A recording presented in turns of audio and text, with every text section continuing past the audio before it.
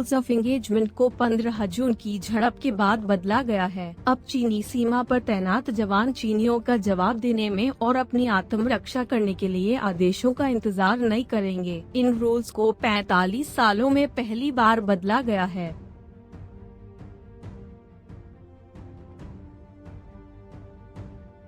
शुक्रवार को सूत्रों ने कहा कि भारतीय सेना अपने जवानों के लिए एक पूर्ण बॉडी कवच सूट सर्वत्र कवच को शामिल करने की कगार पर है, जिसको भारत में किसी भी चीनी कच्चे माल से डिजाइन, विकसित और निर्मित नहीं किया जाएगा।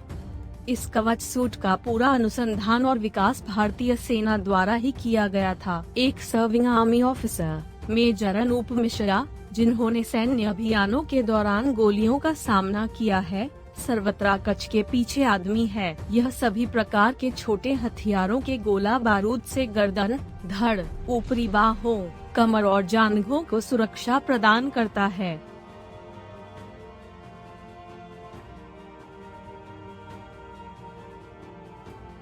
एक भारतीय अधिकारी के अनुसार चीनी सैनिक PLA की वॉक इन स्ट्रेटेजी को गैलवान घाटी में लागू करने की कोशिश में हुई झड़प। हालांकि PLA सैनिकों को भारतीय सैनिकों से घटना के समय ही जवाब मिल गया, जिसके चलते चीन में 35 लोगों की मौत हुई।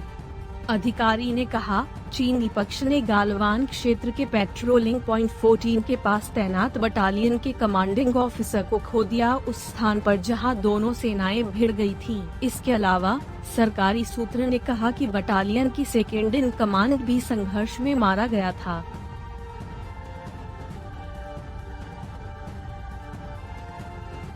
भारत ने लद्दाख में सीमा के साथ चीन की पीपल्स लिबरेशन आर्मी एयरफोर्स प्लाफ की असामान्य मूवमेंट का पता चला है और किसी भी आकस्मिकता का जवाब देने के लिए अपनी खुद की रणनीति की पुष्टि की है। वायुसेना प्रमुख air chief marshal RKS Bhadauria ने शनिवार को कहा।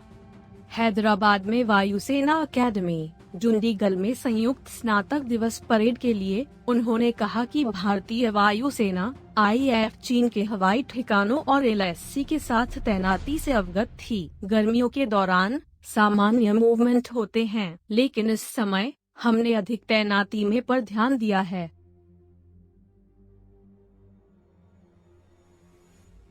BSF ने कहा कि हथियार और गोला बारूद ले जा रहे एक पाकिस्तानी ड्रोन को शनिवार सुबह कठुआ जिले के हीरानगर सेक्टर में रथुआ गांव में नियंत्रण रेखा के पास गोली से मारकर गिरा दिया गया था।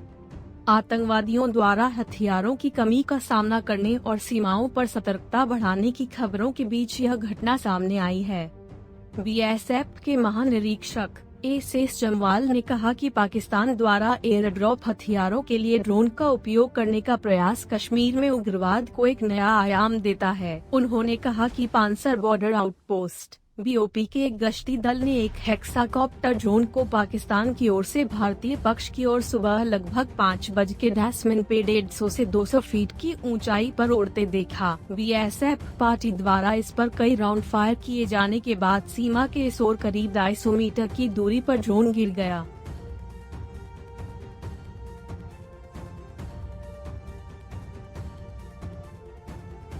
हमारे चैनल को सब्सक्राइब करना ना भूलें इस प्रकार के वीडियोस के लिए।